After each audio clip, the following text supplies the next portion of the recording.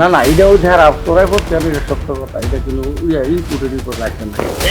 হ্যাঁ এগুলা ওই সাংবাদিক আইছে কিছু দিয়ে দেন হাসপাতাল যাইব বুঝছেন কোনো কিছু না দেখা বেশি করে দেন দোকান এরা কাম হইলো 10 টাকা দিলে এরা থাকলো এইটা নিলাম সারা ও বুঝছি ইয়া তো নেই নাই জানে তো নাই যারা এক রাস্তা এখানে একদম স্থানীয় গেছে না।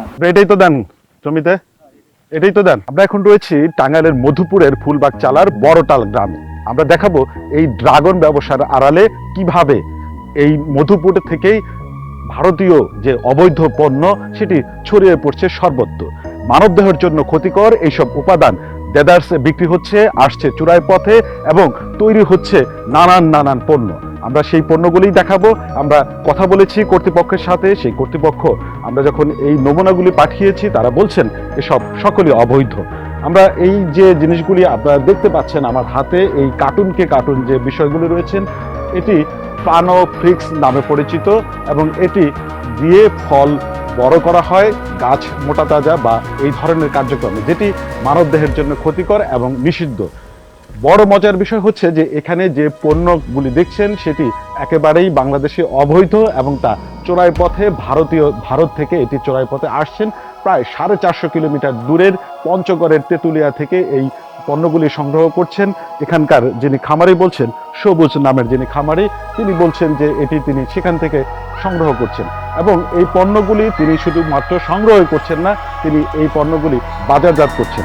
এমন অনেক নিষিদ্ধ পণ্যই যেটি এই ফল এবং বাগানে ব্যবহার হচ্ছে সেটি তিনি চোরাই পথে আমদানি করছেন। আমরা আরেকটি ঘরে যেতে চাই, যে ঘরে সেই পণ্য তৈরি করার জন্যে যে উপাদানগুলি রয়েছেন সেই উপাদানগুলি আপনাদেরকে দেখাতে চাই। এখানে কেমিক্যালের জন্য যথেষ্ট পরিমাণে উপাদান রয়েছেন।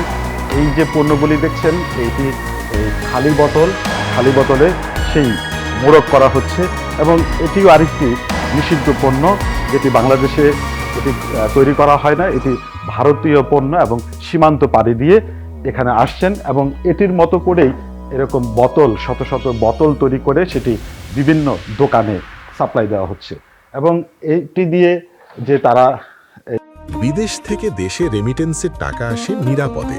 তাই আজই আপনার আপনজনকে বলে রাখুন, রেমিটেন্সের টাকা যেন শুধু নগদেই পাঠায়।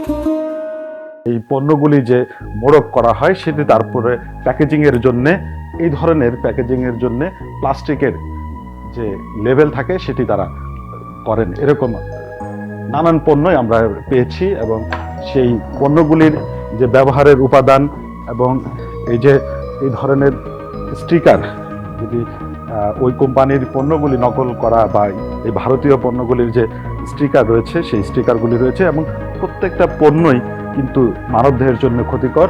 এমন বোতল, এই বোতলটির মতোই আরেকটি বোতল, খালি বোতল তৈরি করা হয়েছে।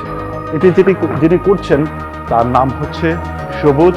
তিনি এই ড্রাগন খামারের আড়ালে এই ধরনের ভারতীয় চোরাই পণ্য তিনি বিক্রি করছেন এবং পাশাপাশি তিনি এসব পণ্য কোথায় থেকে আনেন, কিভাবে আনেন সে বিষয়ে আমাদেরকে খোলামেলা কথা বলেছেন এবং বলছেন ম্যানেজ করারও নানান ফন্দি তিনি আটছেন এবং বলছেন যে তিনি এই সকল পণ্য যে আনেন এবং মধুপুরের বিভিন্ন যে দোকান রয়েছে সেই সব দোকানেও তিনি এগুলি দিয়ে থাকেন, যার ফলে এইসব পণ্য ছড়িয়ে পড়ছে সর্বত্র এবং এইসব পণ্য যে ফল এবং পেঁপে থেকে শুরু করে পেঁপে, আনারস, ড্রাগন সহ যে বাণিজ্যিকভাবে চাষাবাদের ফল রয়েছে সেই ফলগুলোকে অতি দ্রুত বড় করার জন্য এবং পাকানোর জন্য এইসব নিষিদ্ধ কেমিক্যালগুলি ব্যবহার করা হচ্ছে, যা মানবদেহের জন্য অতি ঝুঁকিপূর্ণ, যা ক্যান্সারের মতো নানান মরণঘাতী যে রোগগুলি রয়েছে সেই রোগগুলি তৈরি করার জন্য যথেষ্ট উপাদান রয়েছে এবং তাই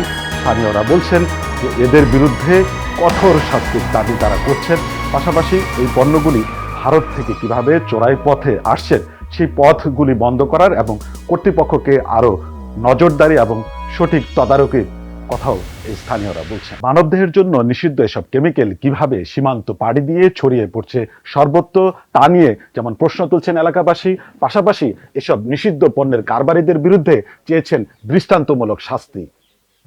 সোহেল তালুকদার, ডিবিসি নিউজ, মধুপুর, টাঙ্গাইল।